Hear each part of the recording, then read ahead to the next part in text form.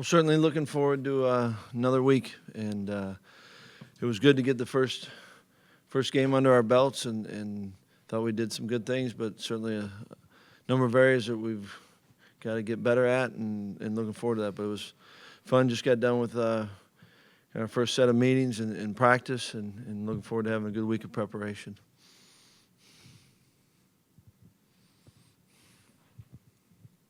Coach, we noticed Isaiah Laudermilk's not on the injury report. How important is it for your defensive line to get him back this early in the season? I think anytime that you can get guys back, same with Xander. He's going to be able to practice this week, and Isaiah has been doing, practicing and going. But it's good to have guys back, and you always want to be able to play with your whole team. And certainly Isaiah's, we think, is a good player and can help us not only defensively, but I think he helps us, team-wise. So really excited to have him back. Paul, you had 9 first-time starters, 3 on the defensive backfield. They say week 1 to week 2 is the biggest improvement. What did you see out of that group, especially now you got a senior back there, 2 of them? Yeah, I think, they all did some really good. And, first-time starter and for a couple of them, first-time playing, and I think that's even there's a little difference, in going in. And so, I hope every week that we can find ways to improve, not just from week 1 to week 2. But I think there is something to be said about, having gone through a game day and going out and playing. It's different. It's different than in practice. And, a couple of those, Duran Harold didn't start, but, he 2 years without playing. And Fayon this time last year was injured, so I think it was good to get guys out there. I thought Sky Nelson played well and did some really good. And so that's what's it's kind of the value of getting that first game under your belt is, getting back into the rhythm of it and playing. And you can make the argument whether you're some of those guys, it's their 4th year of starting, it still is important to get into the flow of a game. And so that part's good to have. And not that you're done or you're perfect, that you played before. You always learn from your experiences, and for some those were new first-time experiences, and we can build off of that. Paul, Ryan Connolly's been really steady for you ever since he started playing a couple years ago. Had another good game in the opener. He maybe goes under the radar a little bit, especially with TJ being an All-American, but what is it that you think Ryan has been able to do so well, so consistently since he got put into that position? Yeah, I think, in the question, Jesse, you talked about consistency, and I thought Ryan has been in camp, and I thought he did it Friday night. He's playing fast, and when a player plays fast, I think that means they're trusting themselves, they're trusting their vision. They certainly know what to do, and I think he's doing all that and coming up and making plays. He's not just moving without a purpose. I think he's playing with a great focus and a purpose, and guys like Ryan, I thought TJ played well. If that becomes their starting point for this year, then they got a chance to have a really good year. Paul, when we talked to the defensive players after the game, especially the DBs, they thought the communication was pretty good, not only in the back end but back to front. What was your level of concern going in with all the new faces and facing an offense that kind of stresses you with the tempo? Right. It's I thought we'd been having good communication throughout camp, but when you're in a game, that's one more added element to it, and thought that it was good, and that's so important, and defensively, offensively, our first kickoff return, was a miscommunication, and the play looked like one that was miscommunicated. And so I think you can take all the facets of the game, and communication's huge. And yet, when we're talking about youngsters back there, it's good to see, and I think it's a sign that they're, it's been emphasized in the coaching, and more importantly, they're owning it. Paul, your defense last year was better than anybody at keeping teams out of the end zone once they got to the red zone, and that trend really continued on Friday. What is it about your defense that allows them to excel in those situations specifically? Yeah, I mean it's they were good Friday night, and what's fun about the game is none of that carries over, and I think that what leads you to that is guys stepping up, making plays, keep continuing to play. Some teams, especially that first drive of the second half, you get two chunk plays and they let the previous play affect them. I think when you do overcome things, or when you're in a bad situation, offensively, we had the turnover we had on offense was gave Western Kentucky a short field, and so I think experience of having been in those and of having success helps, but you have to do it. So it was good this game for this year's defense to do it. It doesn't guarantee anything going forward, but it's an experience, and it's something that you can build off of. Paul, I think you were asked about Van Lanen's play after the game, and you said you were curious to see. What did you see when you looked at the tape, what he did well? I thought Cole played really well, and I thought that he looked relaxed, and I thought his purpose, his focus was on. He wasn't on edges a ton, and that, I think, speaks volume of he's trusting his technique, and he's trusting what to do and when to apply, the different rules that you kind of play the game by. But I thought he again, if that's his starting point, then I think that's a good sign. Paul, did Matt Henningsen and Caden Lyles play well enough that will allow you to kind of ease Isaiah back into the swing of things?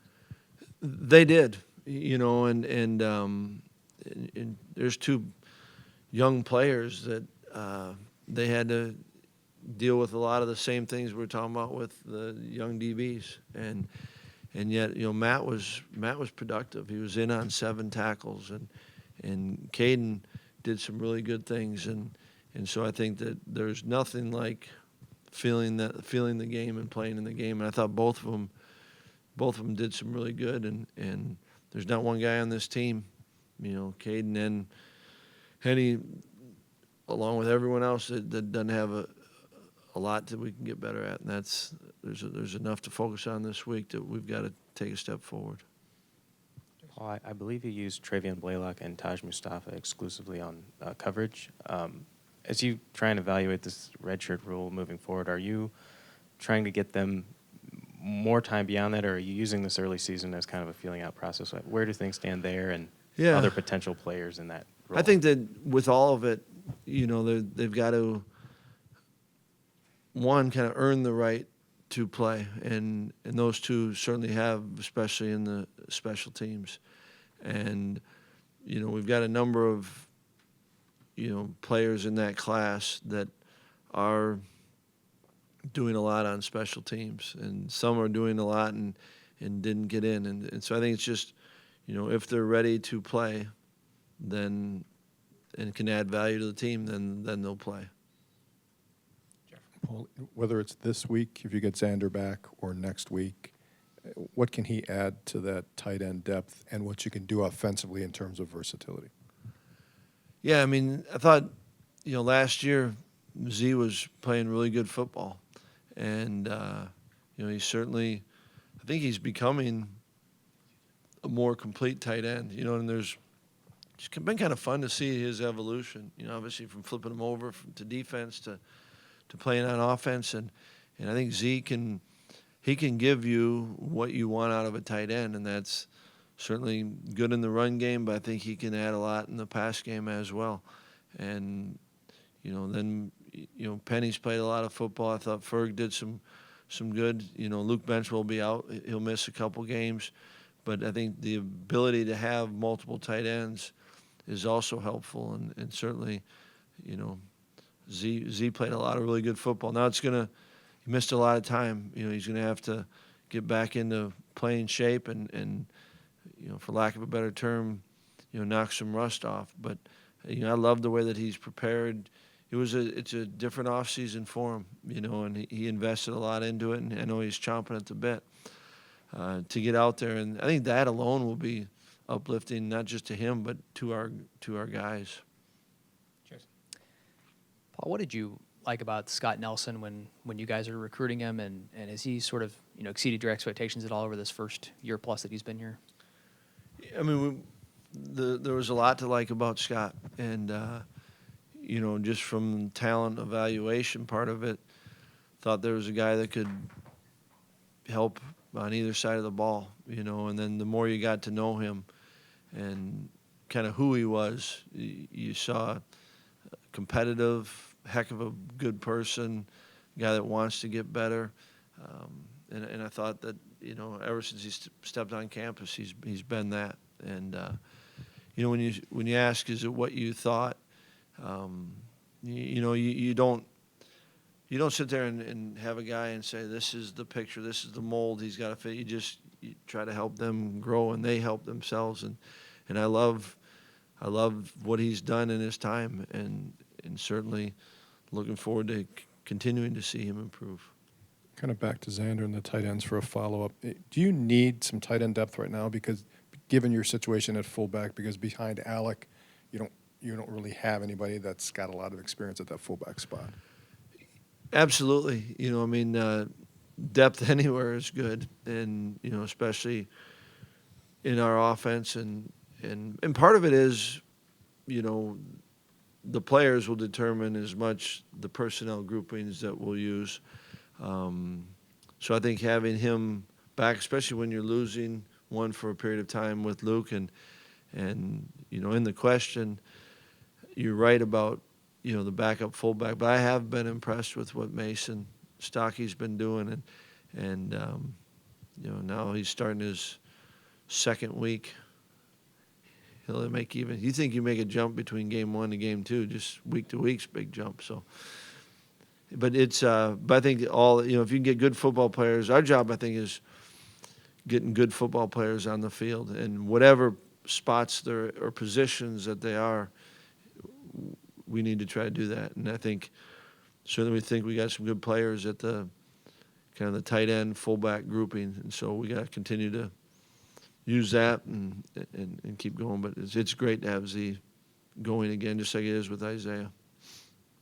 Two quick things. One, just to clarify on Loudermilk, do you expect that he would be able to play this week, or is the goal that he's just practicing and maybe it's another week that he would actually play? Yeah, I mean, he's been able to practice some, and so I think it's now, as the week progresses, our intentions are, all right, let's go and see where he's at, and probably at the end of the week, okay, if he's doing more with volume, how's he respond? So tomorrow he'll do a lot.